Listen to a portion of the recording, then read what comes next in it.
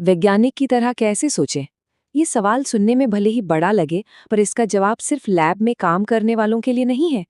ये एक ऐसा तरीका है, एक ऐसा नजरिया है जो हमारे आसपास की दुनिया को देखने का ढंग ही बदल सकता है। तो चलिए इस सफर पर निकलते हैं और देखते हैं कि ये कैसे होता है। देखिए, हमारी दुनिया ये अविश्वसनीय रूप से जटिल है। जरा सोचिए, हर एक चीज दूसरे से जुड़ी हुई है। अब अगर हम हर छोटी से छोटी डिटेल को एक साथ समझने बैठ जाएं, तो ये तो लगभग नामुमकिन हो जाएगा, है ना? बस यहीं से विज्ञान का असली काम शुरू होता है। तो फिर सवाल उठता है कि आखिर हम शुरू कहाँ से करें? इतनी सारी उलझनों के बीच कोई वैज्ञानिक अपना पहला कदम कैसे उठाता होगा? और इसका जवाब आपको शायद थोड़ा अजीब लगे। जवाब है जानबूझकर कुछ चीजों को नजरअंदाज करके। हाँ, आपने बिल्कुल सही सुना। एक वैज्ञानिक की तरह सोचने का सबसे पहला कदम ही यही है। ये तय करना कि किस चीज पर ध्यान देना है और किसे फिलहाल के लिए छोड़ देना है। इसी को कहते हैं मॉडलिंग, और यकीन मानिए, ये विज्ञान की सबसे ताकतवर तकनीकों में से एक है। इसे ना एक मैग्नीफाइंग ग्लास यानी आवर्धक लेंस की तरह समझिए। जब हम उसे किसी चीज पर लगाते हैं तो क्या होता है, हमारा सारा ध्यान उसी जरूरी चीज पर चला जाता है ना? और बाकी सब कुछ वो धुंधला होकर बैकग्राउंड में चला जाता है। बस यही है एक वैज्ञानिक की पहली खूबी, जरूरी चीजों पर फोकस करना। तो सवाल ये है कि ये वैज्ञानिक मॉडल आखिर है क्या? देखिए, ये किसी भी असली चीज का एक, कह सकते हैं, सिंप्लीफाइड वर्जन है, एक सरल रूप। इसको एक शहर के नक्शे की तरह सोचकर देखिए। क्या उस नक्शे में हर एक पेड़, हर एक दुकान बनी होती है? नहीं ना।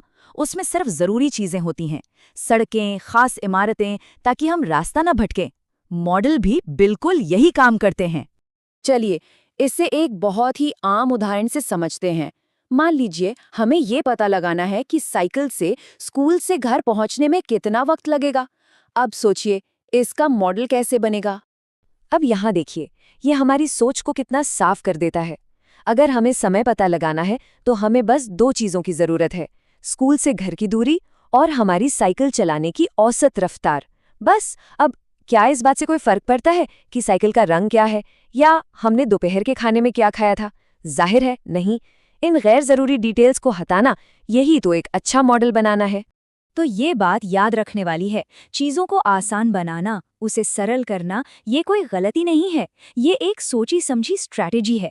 ये बिल्कुल वैसा ही है जैसे किसी बहुत शोर शराबे वाले कमरे में हम सिर्फ एक आवाज पर अपना ध्यान लगाते हैं। और सुनिए, ये तरीका सिर्फ छोटी मोटी समस्याओं के लिए नहीं है। महान वैज्ञानिक मेघनाथ साहा ने तारों को समझने के लिए ठीक इसी तकनीक का इस्तेमाल किया था। सोचिए, उन्होंने एक तारे के अंदर होने वाली हजारों जटिल प्रक्रियाओं को नजरअंदाज कर दिया। उन्होंने तारे को क्या माना? बस एक गर्म गैस का गोला। और इसी सिंपल से मॉडल ने उन्हें एक जबरदस्त खोज करने में मदद की कि किसी भी तारे का रंग उसके तापमान से जुड़ा होता है। कमाल है ना? ठीक है, तो अब हमने मॉडल बनाना तो सीख लिया, जो कि हमारा पहला कदम था। अब आगे बढ़ते हैं और देखते हैं कि इन मॉडलों का इस्तेमाल करके विज्ञान की बड़ी तस्वीर यानी द बिगर पिक्चर को कैसे समझा जाता है। अगर मैग्नीफाइंग ग्लास हमें ज़रूरी चीज़ों पर फोकस करने में मदद करता है, तो कंपास हमें सही दिशा दिखाता है। विज्ञान में ये दिशा दिखाने का काम करते हैं नियम और सिद्धांत। ये हमारे ज्ञान को एक सही तरीके से ऑर्गेनाइज करने में मदद करते हैं। तो एक वैज्ञानिक नियम या साइंटिफिक लॉ क्या है? ये मूल रूप से एक पैटर्न के बारे में बताता है। ये हमें सिर्फ ये बताता है कि क्या होता है। एक ऐसा पैटर्न जो बार बार हर बार देखा जाता है। जैसे न्यूटन के गति के नियम, वो हमें बताते हैं कि चीजें कैसे चलती हैं, पर वो ये नहीं बताते कि गुरुत्वाकर्षण यानी ग्रेविटी आखिर है ही क्यों। और यहीं पर आते हैं सिद्धांत यानी साइंटिफिक थ्योरीज। सिद्धांत हमें ये समझाते हैं कि वो पैटर्न क्यों होता है। और यहाँ एक बहुत जरूरी बात है। आम बोलचाल में हम थ्योरी शब्द का मतलब अंदाजा या बस एक ख्याल समझते हैं, लेकिन विज्ञान में ऐसा बिल्कुल नहीं है।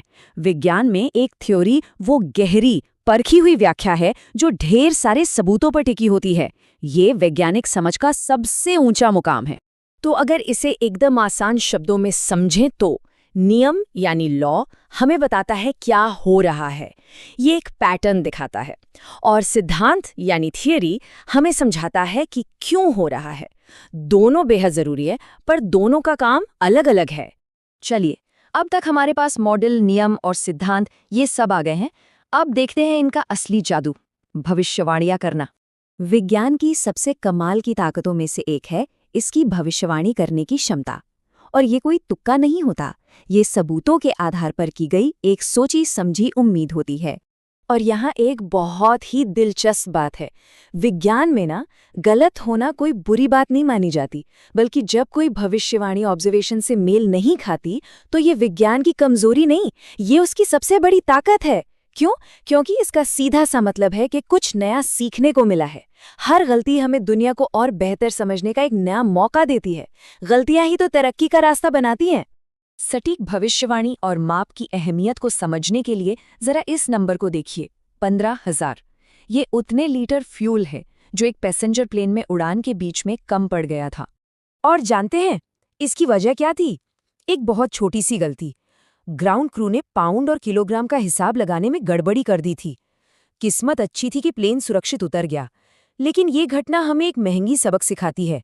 विज्ञान में एकदम सटीक माप और एक जैसे स्टैंडर्ड यूनिट्स कितने ज्यादा जरूरी हैं।